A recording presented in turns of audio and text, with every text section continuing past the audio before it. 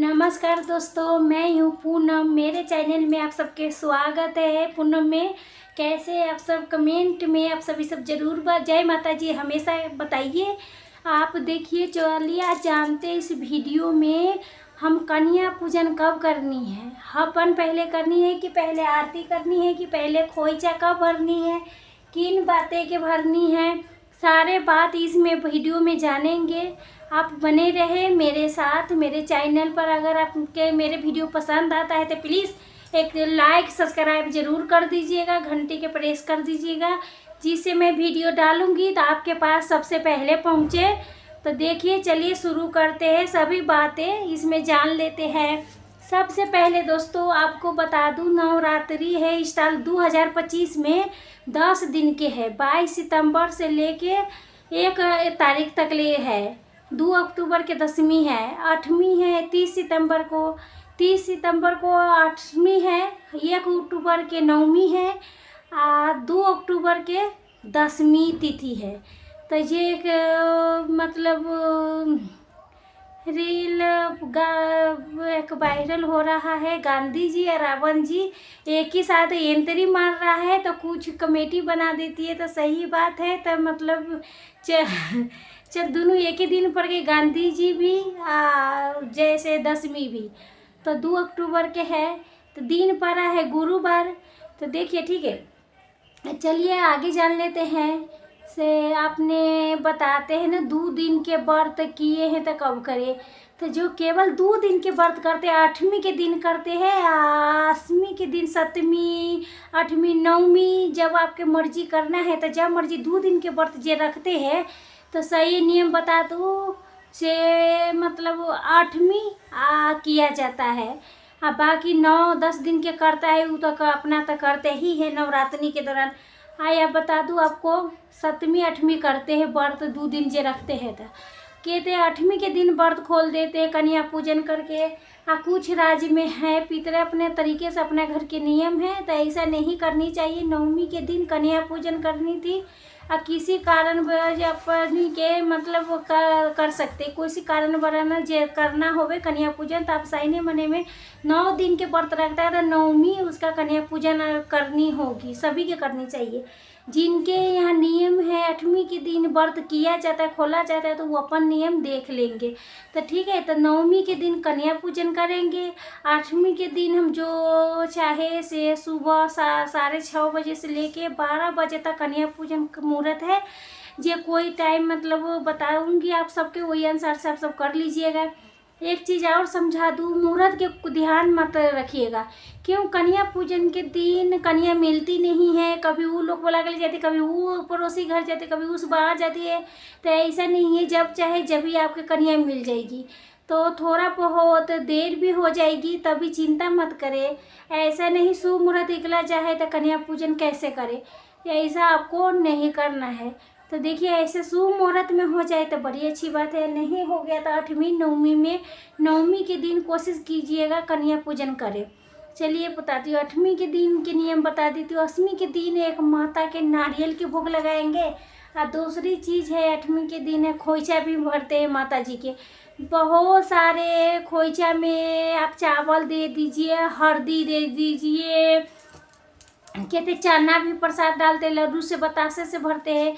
हम सब तो मान लीजिएगा उतना नहीं दे सकते तो अपने पैसे, बिंदी, सिंदूर, चावल, हल्दी, दूभी, फूल, ये सब डाल के माता के खोइचा भर सकते हैं।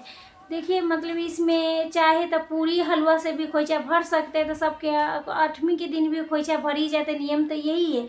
मान लीजिए 8वीं के दिन महागौरी के पूजा करते हैं, महागौरी के 8वीं स्वरूप के पूजा करते हैं, दुर्गा जी के 8वीं स्वरूप के पूजा करते हैं। तो आप क्या कीजिएगा, जो लोग उस दिन नहीं भर पाते हैं, मान लीजिए कोई कारण नहीं भर पाते हैं, तो आप 9वीं के दिन मासिकधारी में हो गई चाहे कुछ भी हो गया, तब 9वीं के दिन आप खोइचा भर सकते हैं। साथ में ये भी बता दूं, कुछ लोग ऐसे हैं मंदिर भी दूर है, जाने में नहीं जा सकते, मतलब कोई बच्चे किसी के है होने वाला, चाहे कुछ भी कारण है, तो आप घर के मंदिर में भी खोइचा भर सकते हैं।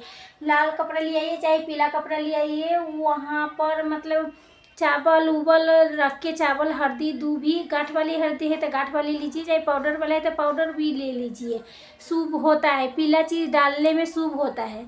तो सिंदूर बिंदूर चूड़ी लहती सब जे है से। तो नारियल भी उस दिन मंदिर में आजकल बैन हो गया, तोड़ने नहीं देता है।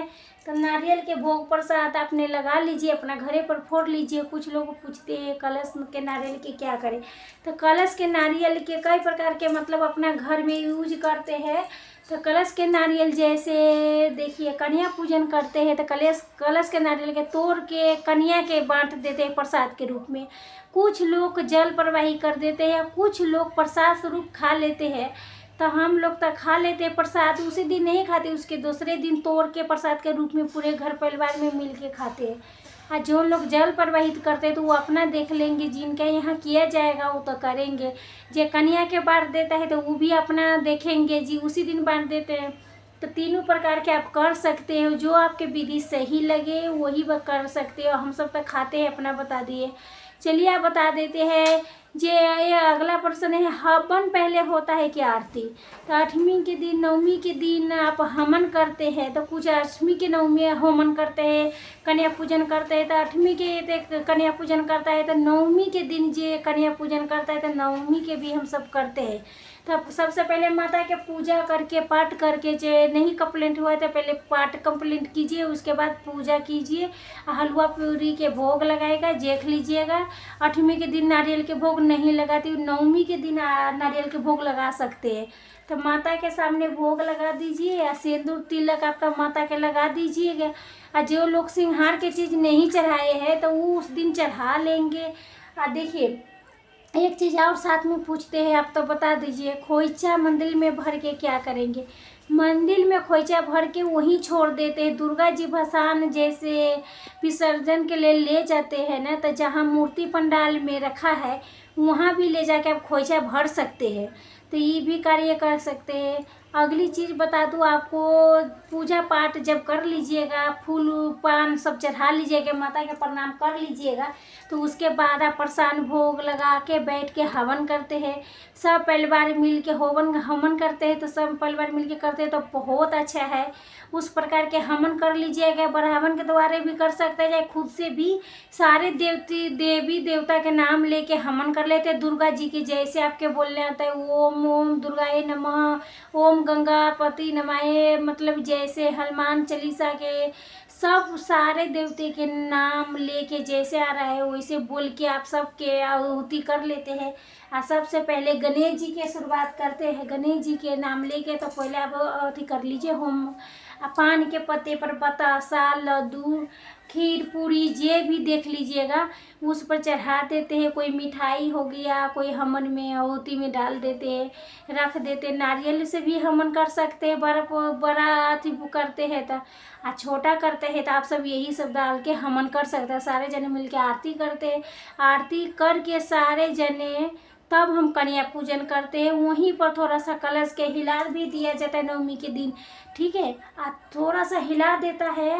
कुछ लोग कन्या पूजन करके तब हिलाते हैं।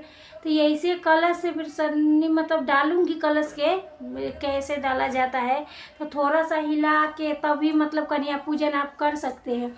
तो कन्या के आप खिला पिला सकते हो आप। और देखिए बाकी सामान सब चाहिए अगले दिन करेंगे, तो हिला दिया जाता है। सभी पूजा पाठ सब शुरू हो जाता है। तभी कुछ लोग जैसे कन्या पूजन बाद हिलाते हैं और कुछ लोग पहले हिलाते हैं माता जी के, तभी मतलब उसके बाद कन्या पूजन करते हैं। तो देख लीजिएगा हर घर के थोड़ा नियम अलग होता है।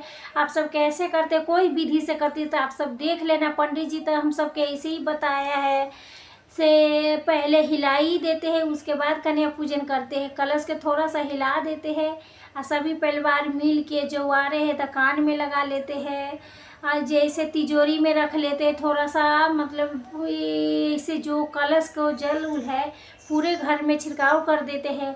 उसके बाद से हम माता के जयकारा लगाते हैं, कन्या पूजन करते हैं। यही कार्य हम 9वीं के दिन करते हैं।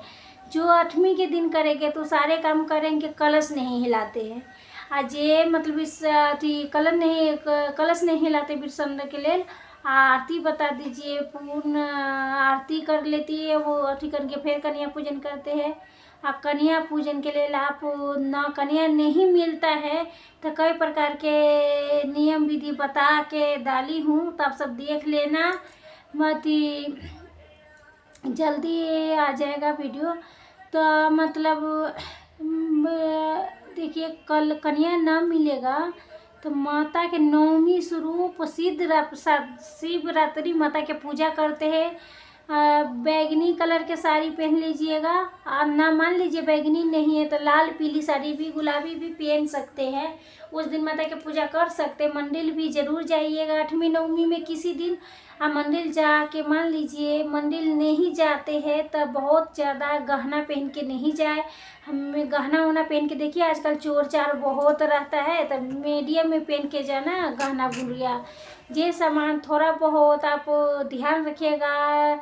आजकल बहुत चोरी ज़्यादा होने लगी, मंदिर में भी नहीं, छीन छोर ज़्यादा हो रहा है, तो ध्यान रखिएगा। सुबह सुबह चली जाएगा तो ज़्यादा बेहतर रहेगा। आना जो तो उपाय बताइए 8वीं के लिए, वो उपाय आप कर लीजिएगा, ठीक है। आप 8वीं के जो उपाय है, 8वीं 9वीं के जो उपाय है, जो आप समय मिल जाता है तो सही समय पर पहुंच जाते हैं मंदिर में। तो मान लीजिए नहीं मंदिर में कर पाते हैं तो आप घर में भी कर सकते हैं 8वीं वाले दिन। तो आशा करती हूँ ये 8वीं 9वीं सारे वीडियो आप सबके पसंद आएगा, सारे बातें।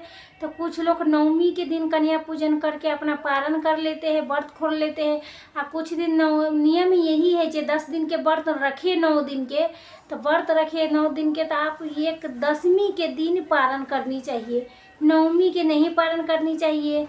एक तिथि तो बढ़ गई है इस बार, तो 10 दिन के है व्रत है, तो व्रत के वाली के 10 दिन के हो गया, कठिन हो गया है। तो कोशिश कीजिएगा जैसे इतना दिन बीता है वैसे एक दिन और निकाल लीजिएगा, और 2 अक्टूबर के आप पारण कीजिएगा। ऐसे में पारण के वीडियो डालूंगी, आप सब के देख लेना कैसे पारण करनी है, क्या नियम विधि है।